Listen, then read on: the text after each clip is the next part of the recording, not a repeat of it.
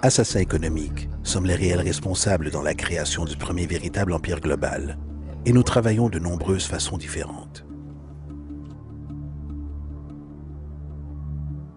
Mais peut-être que la façon la plus commune est que nous identifions un pays détenant des ressources, comme le pétrole. Alors nous arrangeons un énorme prêt pour ce pays auprès de la Banque mondiale ou l'une de ses organisations sœurs. Mais l'argent ne va jamais réellement au pays.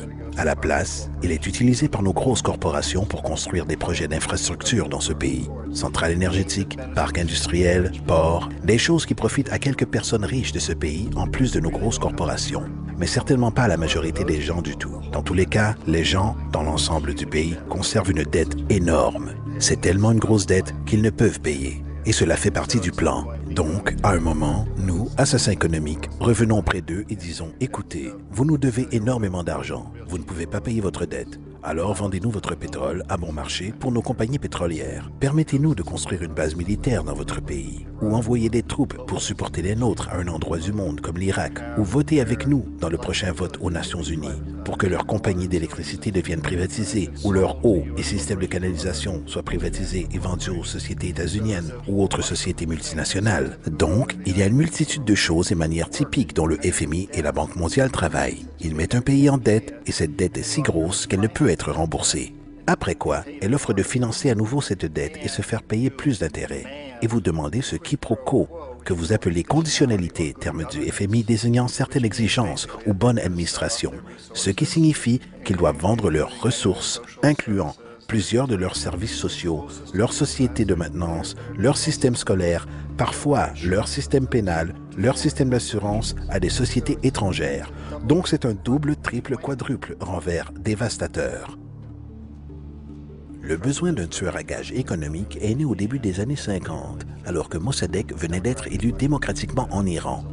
Il était considéré comme l'espoir pour la démocratie dans le Moyen-Orient et considéré comme l'homme de l'année selon le Time Magazine. Une chose qu'il a apportée et fini par appliquer était que les compagnies pétrolières étrangères devaient payer le peuple iranien bien plus pour leur pétrole qu'elles ne le faisaient et que les Iraniens devaient profiter de leur propre pétrole. Politique étrange. Nous n'avons pas aimé cela, bien sûr. Mais nous étions anxieux de faire ce que nous faisons normalement, qui est d'envoyer les militaires. À la place, nous avons envoyé un agent de la CIA, Kermit Roosevelt, un parent de Teddy Roosevelt. Et Kermit y alla avec quelques millions de dollars. Et cela fut très, très efficace. Et dans un court laps de temps, il réussit à faire renverser Mossadegh et fit entrer le Shah d'Iran pour le remplacer, ce qui a toujours été favorable au pétrole. Et c'était véritablement efficace. Bombs overflow Tehran. Army officers shout that Mossadegh has surrendered and his regime as virtual dictator of Iran is ended. Pictures of the Shah are paraded through the streets as sentiment reverses. The Shah is welcomed home. De retour aux États-Unis, à Washington, les gens ont observé et dit « Wow, c'était facile et bon marché ». Donc, ceci a établi une nouvelle manière de manipuler des pays et de créer un empire. Le seul problème avec Roosevelt est qu'il était un agent officiel de la CIA. Et s'il s'était fait prendre, les conséquences auraient été dramatiques. Donc, très rapidement, à ce moment-là, décision fut prise d'utiliser des consultants privés pour passer l'argent depuis la Banque mondiale ou le FMI ou l'une des autres agences équivalentes ou de faire appel à des gens comme moi qui travaillons pour des sociétés privées afin que si nous étions pris, il n'y ait pas de conséquences gouvernementales.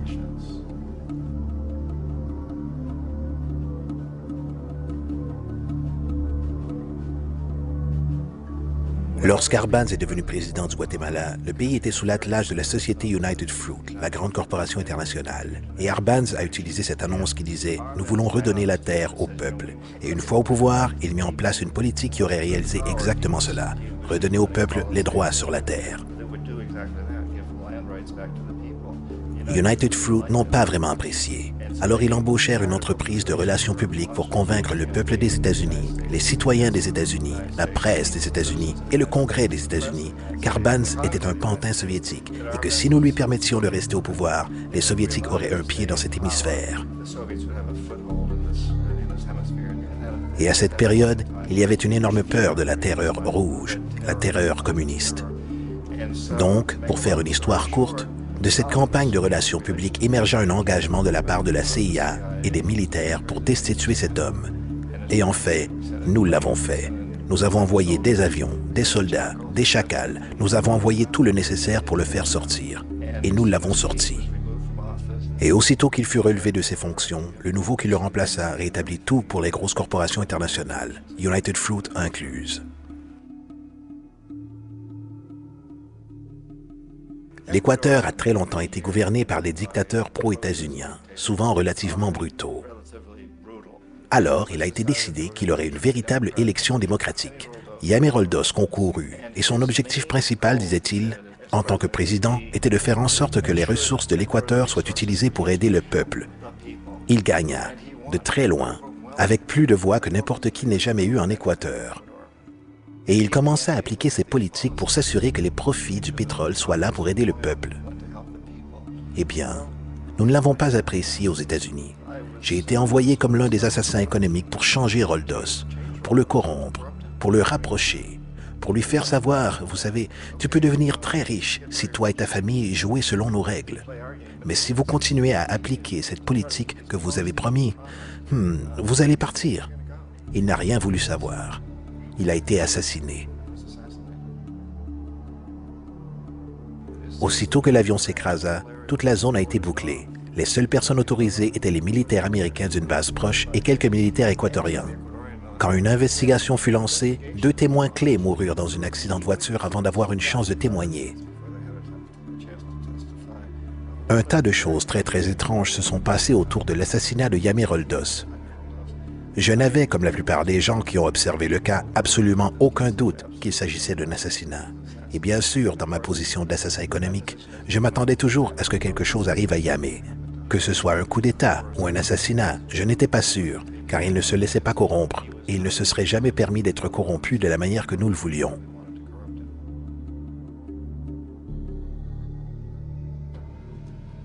Omar Torrijos, le président du Panama, était l'une de mes personnes favorites. Je l'appréciais énormément. Il était très charismatique. C'était un type qui voulait vraiment aider son pays. Et quand j'ai essayé de l'acheter ou de le corrompre, il dit « Écoute, John », il m'appelait Juanito. Il dit « Écoute, Juanito, je n'ai pas besoin d'argent. Ce que j'ai réellement besoin, c'est que mon pays soit traité décemment.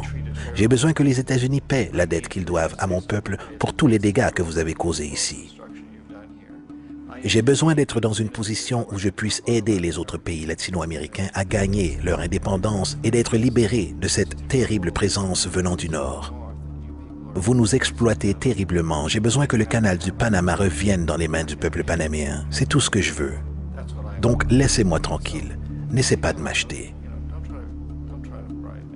On était en 1981 et en mai, Yameroldos se faisait assassiner. Et Omar était parfaitement au courant de cela. Torrijos rassembla sa famille et dit « Je suis probablement le prochain. Mais ça ne fait rien, car j'ai réalisé ce pourquoi je suis venu ici. J'ai renégocié le canal. Le canal sera désormais entre nos mains. Nous avons fini de négocier le traité avec Jimmy Carter. »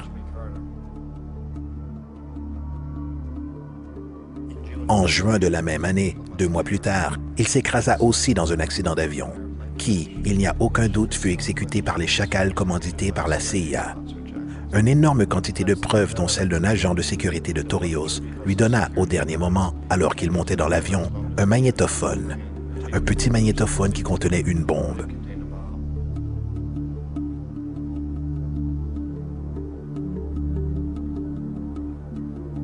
C'est intéressant pour moi à quel point ce système a continué presque de la même manière pendant des années et des années, hormis que les assassins économiques soient devenus de plus en plus au point. Puis, nous avons fait face à très récemment ce qui s'est passé au Venezuela.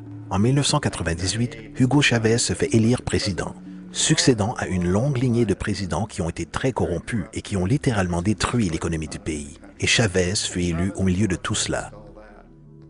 Chavez se dressa face aux États-Unis et il le fit principalement en demandant que le pétrole vénézuélien soit utilisé pour aider le peuple vénézuélien. Eh bien, nous n'avons pas aimé cela aux États-Unis. Alors, en 2002, un coup d'État fut arrangé. Il n'y a pas de doute pour moi ni pour la plupart des gens que la CIA était derrière ce coup.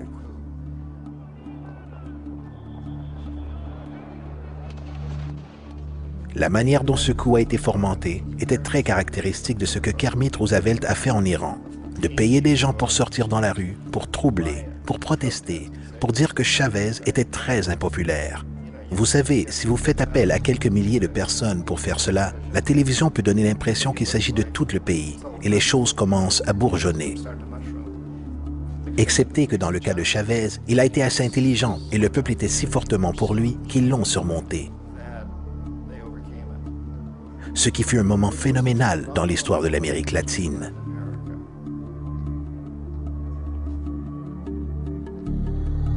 L'Irak, effectivement, est l'exemple parfait de la façon dont le système entier fonctionne.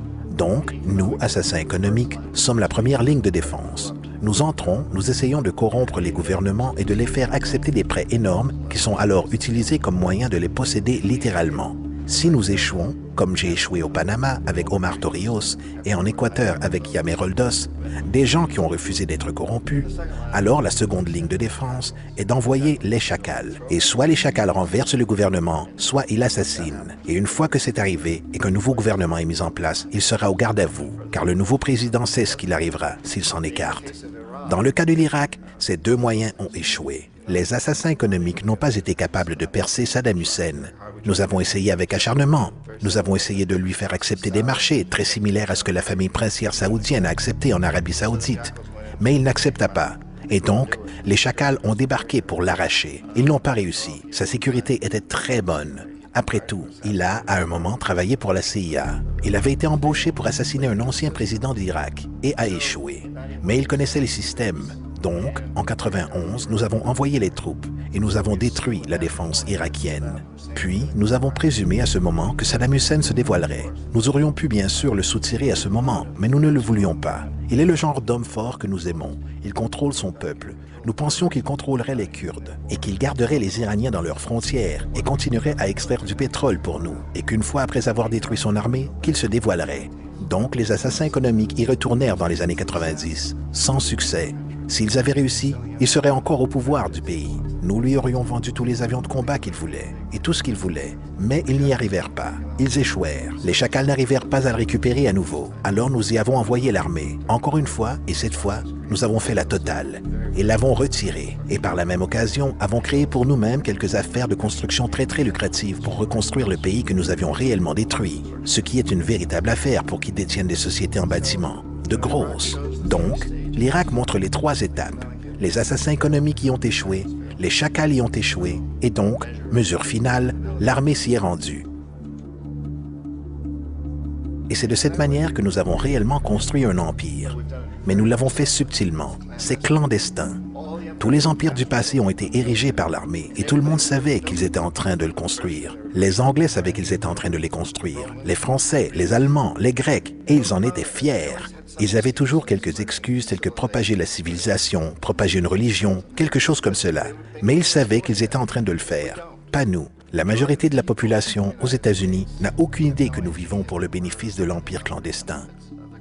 Qu'aujourd'hui, il y a plus d'esclavage dans le monde que jamais auparavant. Donc vous devez vous poser la question. Eh bien, si c'est un empire, alors qui est l'empereur? Manifestement, nos présidents des États-Unis ne sont pas des empereurs. Un empereur est quelqu'un qui n'est pas élu, ne remplit pas de mandat et ne rend de compte à personne essentiellement.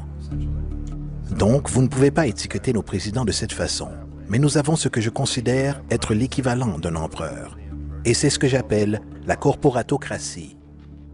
La corporatocratie est ce groupe d'individus qui administrent nos plus grosses corporations, et ils agissent réellement comme les empereurs de cet empire. Ils contrôlent nos médias, soit par la possession directe ou par la publicité. Ils contrôlent la plupart de nos politiciens car ils financent leurs campagnes, soit au travers de corporations ou des contributions personnelles qui émergent des corporations. Ils ne sont pas élus, ils ne remplissent pas un mandat, ils ne rendent de compte à personne. Et au sommet de cette corporatocratie, vous ne pouvez distinguer si la personne travaille pour une société privée ou le gouvernement, car ils font toujours un mouvement de va-et-vient. Donc, vous avez un type qui est un moment le président d'une grosse société en bâtiment, comme Halliburton, et le moment suivant, il est le vice-président des États-Unis, ou le président qui était dans les affaires du pétrole. Et c'est vrai, que vous ayez des démocrates ou des républicains dans l'administration, vous avez ce mouvement de va-et-vient, et dans un sens, notre gouvernement est invisible la plupart du temps, et ses stratégies sont exécutées par nos corporations à un niveau ou à un autre. Et encore une fois, les stratégies du gouvernement sont essentiellement forgées par la corporatocratie et sont alors présentées au gouvernement et deviennent des plans gouvernementaux. Il y a une incroyable relation d'intimité. Ce n'est pas une théorie du complot. Ces gens n'ont pas à se regrouper et comploter pour faire des choses. Ils travaillent tous essentiellement avec un principe fondamental, qui est de maximiser les profits sans se soucier du coût social et environnemental.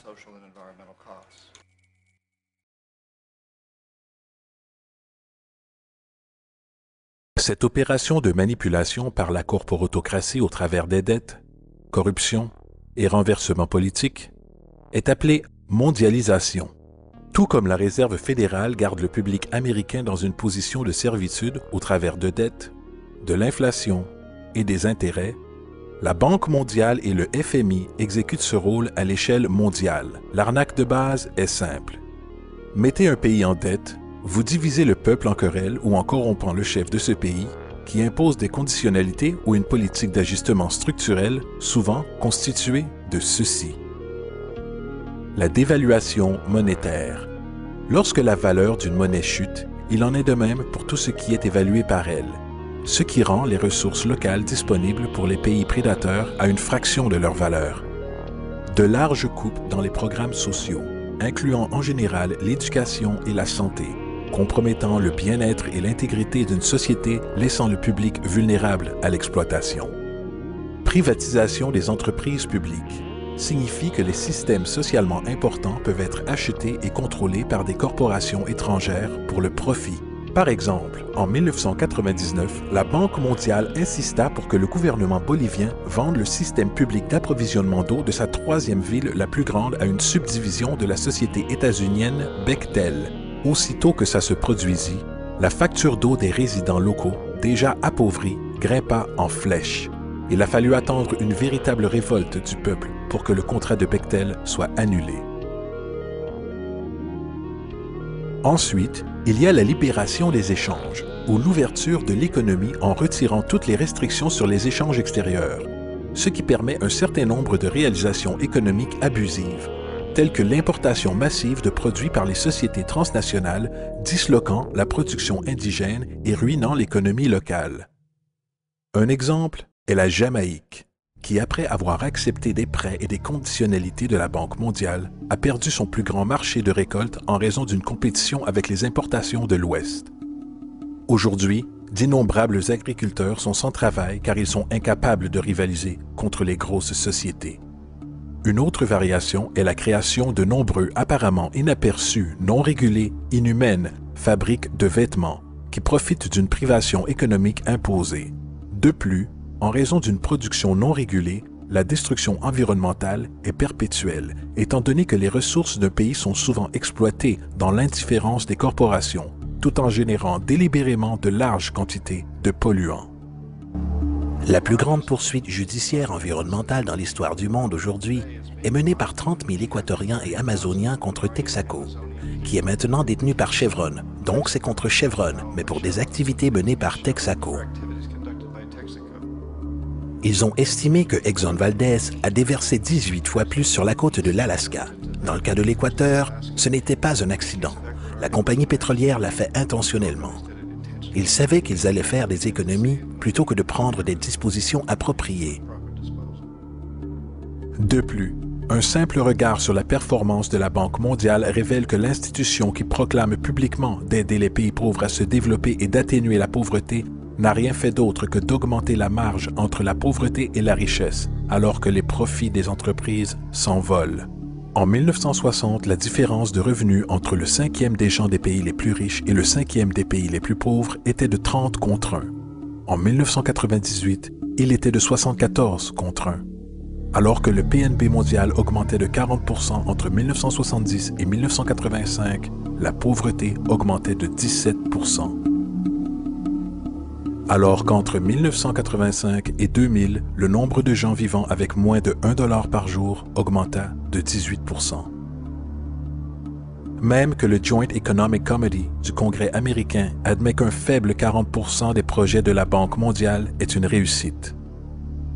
À la fin des années 60, la Banque mondiale est intervenue en Équateur avec de larges prêts. Pendant les 30 années qui suivirent, la pauvreté s'accrut de 50% à 70%. Le sous-emploi ou le chômage s'accrut de 15% à 70%. La dette publique augmenta de 240 millions à 16 milliards de dollars, alors que la part de ressources allouées aux pauvres passa de 20% à 6%. En fait, depuis l'an 2000, 50% du budget national de l'Équateur a été affecté au paiement de ses dettes. Il est important de comprendre que la Banque mondiale est en réalité une banque américaine supportant les intérêts américains, car les États-Unis détiennent un veto sur les décisions, étant donné qu'elles représentent le plus gros fournisseur de capital. Et d'où vient cet argent? Vous l'avez deviné. Il est créé de toutes pièces par le système bancaire de réserve fractionnaire. Des 100 meilleures économies mondiales basées sur le produit intérieur brut annuel, 51 sont des corporations et 47 d'entre elles sont basées aux États-Unis. Walmart, General Motors et Exxon sont plus puissantes économiquement que l'Arabie saoudite, la Pologne, la Norvège, l'Afrique du Sud, la Finlande, l'Indonésie et beaucoup d'autres. Et comme les barrières économiques sont abattues, les monnaies sont lancées et manipulées dans des marchés instables, l'économie d'État se retourne en faveur des compétitions dans le capitalisme mondial. L'empire s'agrandit. You get up on your little 21-inch screen and howl about America and democracy. There is no America. There is no democracy. There is only IBM and ITT and AT&T and DuPont, Dow, Union Carbide, and Exxon. Those are the nations of the world today. What do you think the Russians talk about in their councils of state? Karl Marx? They get out their linear programming charts, statistical decision theories, Minimax solutions, and compute the price-cost probabilities of their transactions and investments, just like we do. We no longer live in a world of nations and ideologies, Mr. Beale. The world is a college of corporations, inexorably determined by the immutable bylaws of business. The world is a business, Mr. Beale.